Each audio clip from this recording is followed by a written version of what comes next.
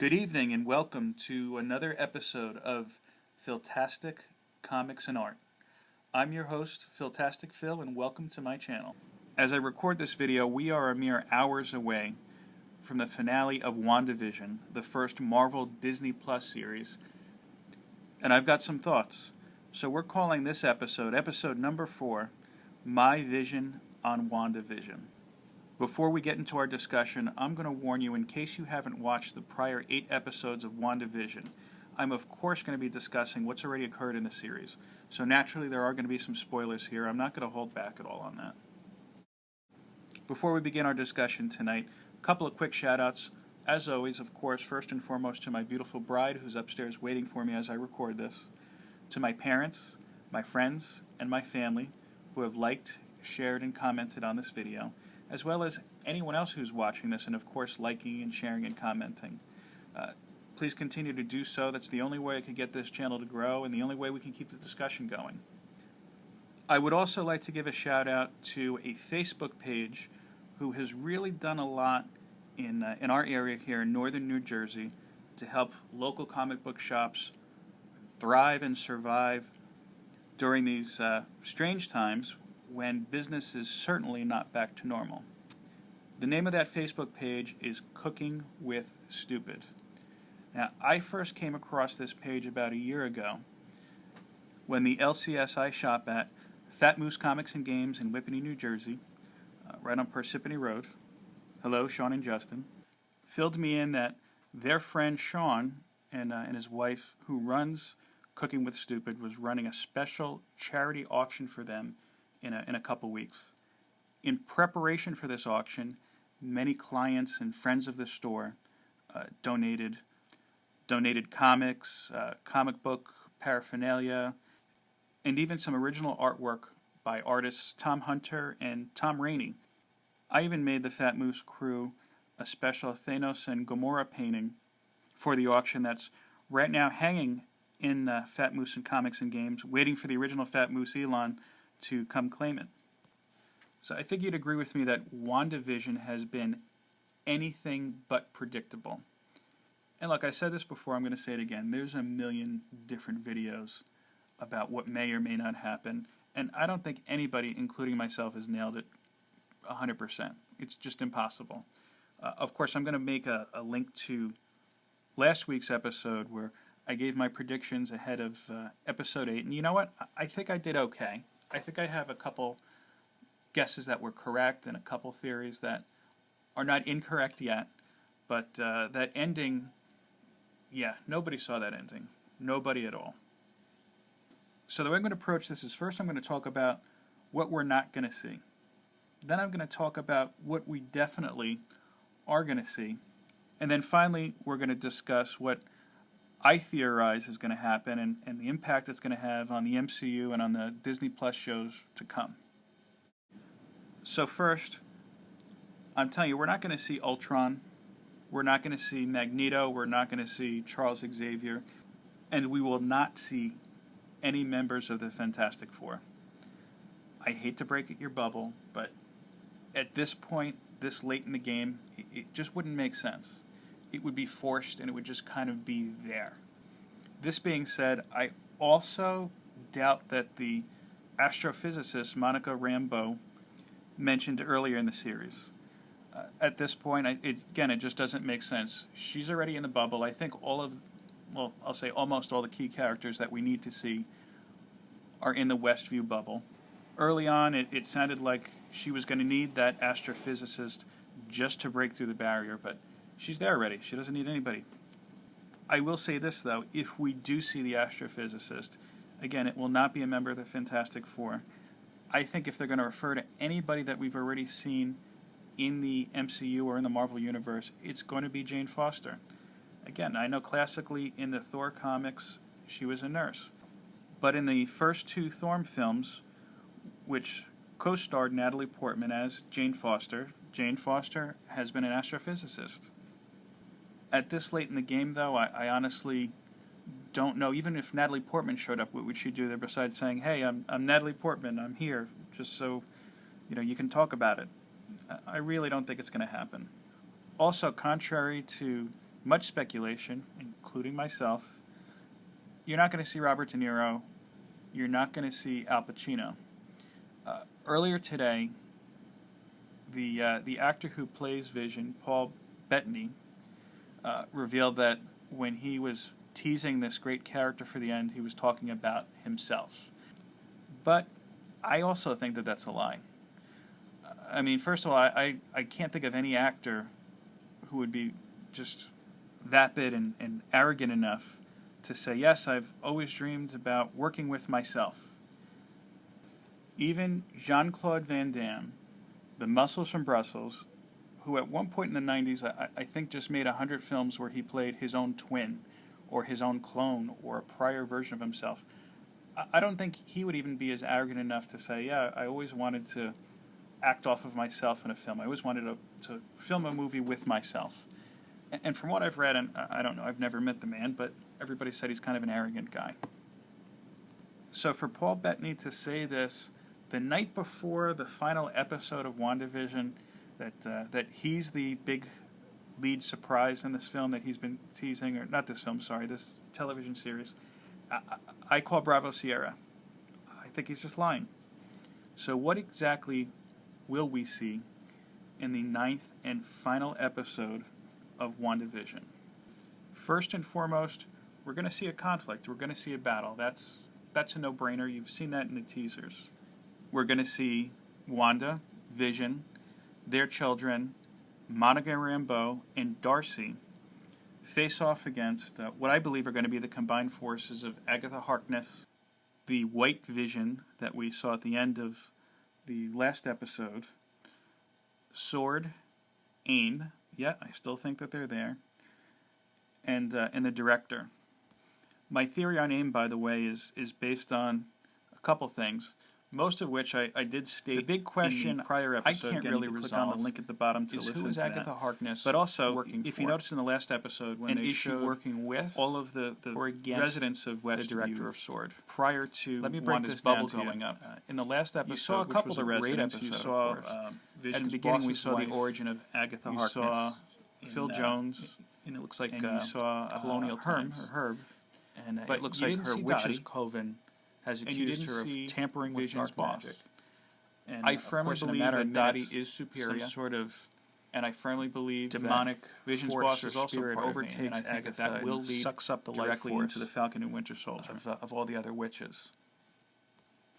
Now, if we fast forward to the end of episode 7, in the beginning of episode 8, when Wanda goes into Agatha's basement to only discover it's a dungeon with different magical artifacts, we learn a couple things.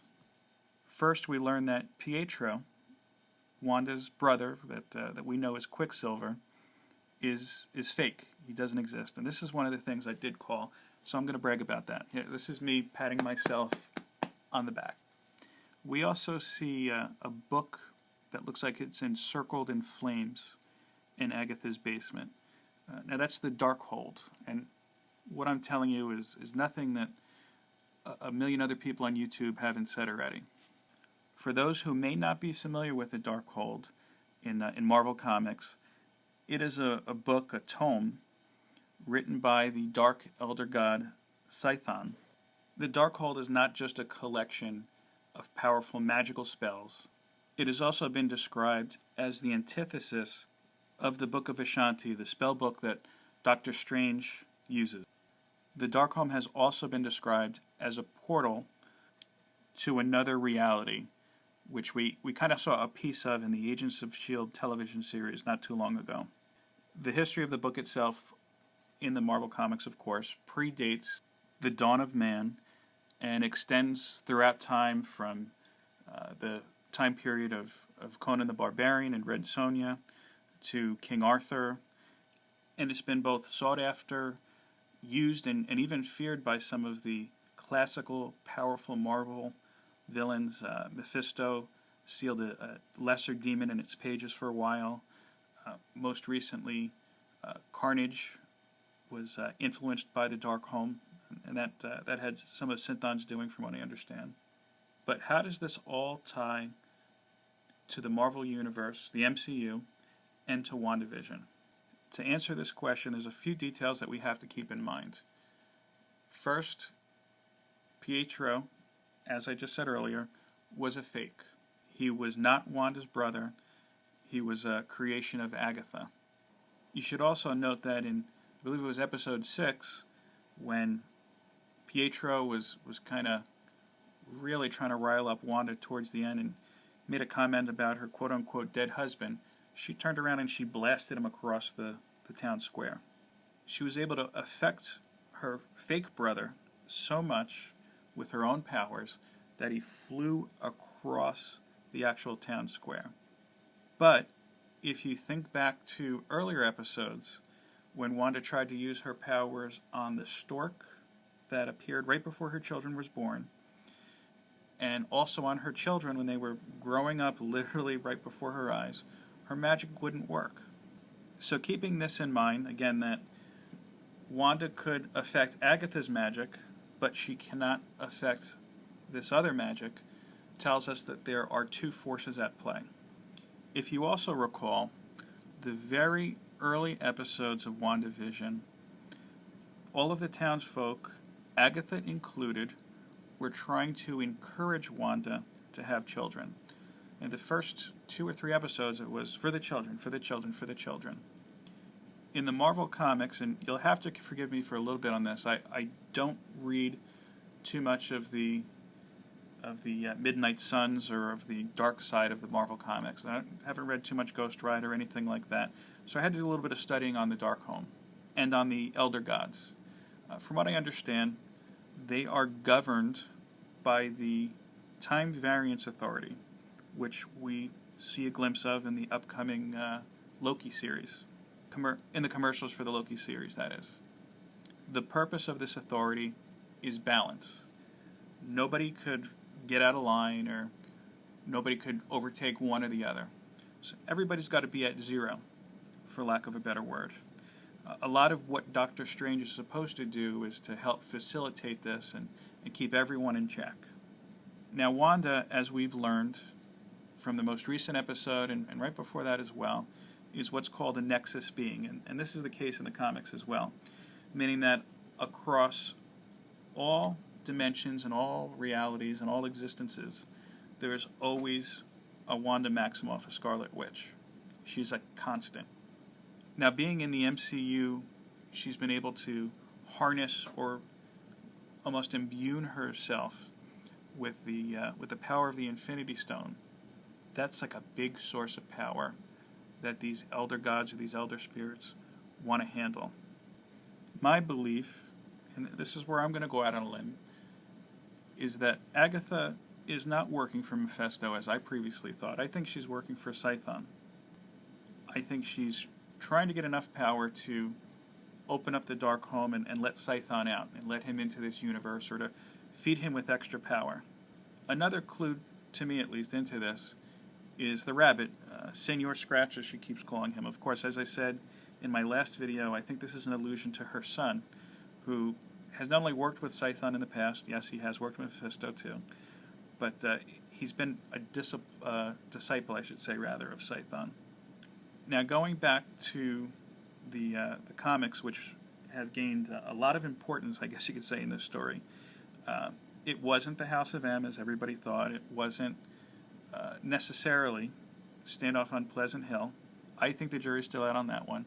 But I think the main source material that they looked at for this. So finally, what does this mean for the MCU, Scarlet Witch's and how do I think the series is going to end? Avengers West Coast. The actress who plays Monica Rambeau in that story had hinted very early on that this is unfortunately going to end in a tragedy. A lesser demon by the name of Master Pandonium. Many people thought this meant Vision was going to simply no longer exist. Tricking Wanda into having children, especially given that we've got regained some of his White Vision lost power after he was, as he's become scattered by the Fantastic Four. It's not going to end with Vision. So in the MCU, we haven't seen the Fantastic Four yet. We haven't seen Mephisto. And if it were, to be honest with you, he could be reassembled. But my thought is that this power again, if need to create life. I do think it's going to result in some sort of a transfer of consciousness between Wanda's vision and the White Vision, where Wanda is influenced and not Wanda, facilitated by Mephisto. Will be an active member of the Avengers. He will be an active hero. This is why just her like he was powers in the wouldn't comics, affect he's her just children kind of or the be stork. emotionless and cold. But she could, at for, least at the beginning of the series, for the time being, affect for Vision for a with good his amount of powers. time at least, let's say. You know, she could affect As her far own as her powers, children in other goes, words, unfortunately, but she couldn't affect Mephisto's I think powers. just as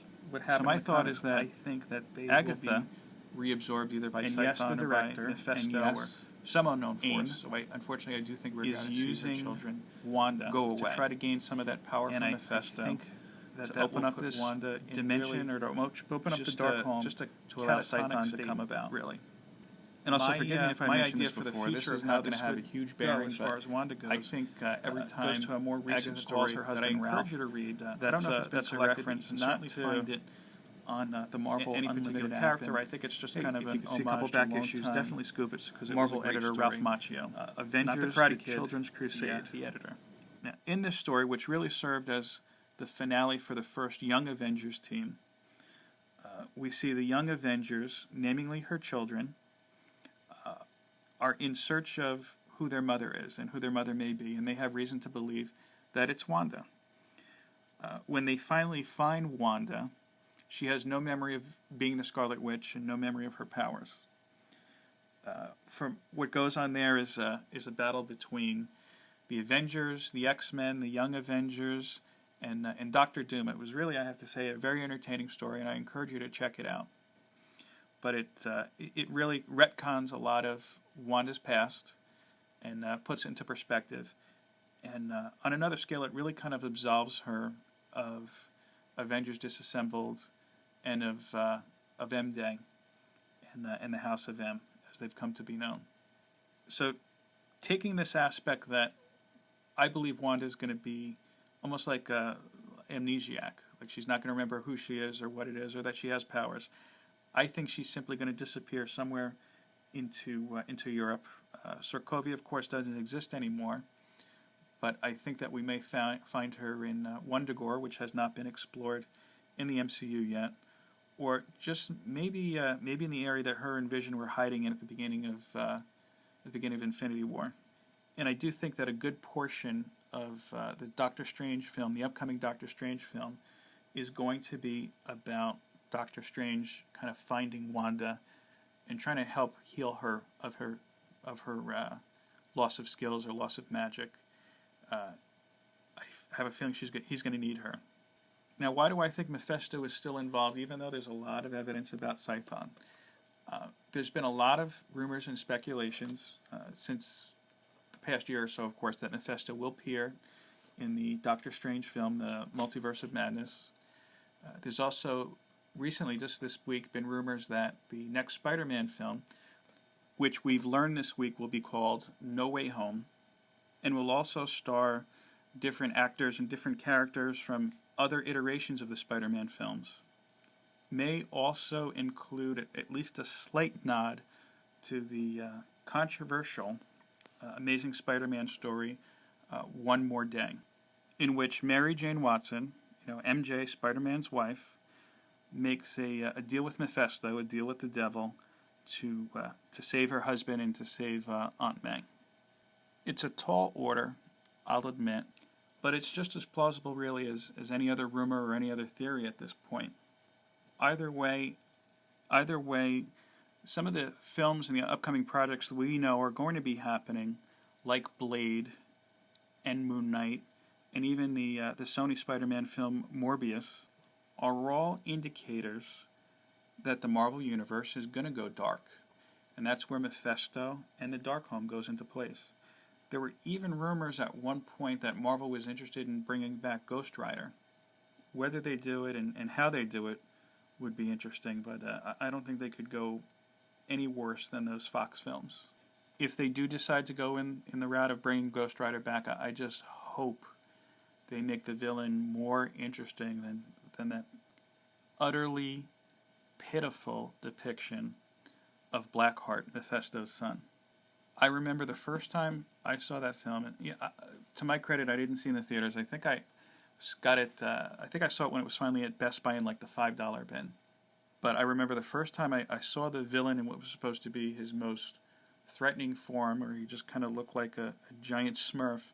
My first thought was the genie from Pee-wee's Playhouse. It wasn't this giant, threatening demonic dark force. It was Mechalenica Hi Mecha Heiny Ho.